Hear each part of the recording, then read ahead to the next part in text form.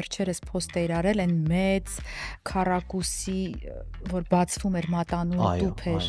այդ idea-ն ում համար էր դա, հայկական հարսանիք է։ Չէ, դա proposal էր, այսինքն առաջարկություն, մատանի ամուսնության առաջարկություն էր, եւ խնդրեմ, այդ հաճախորդ օրինակի համար հենց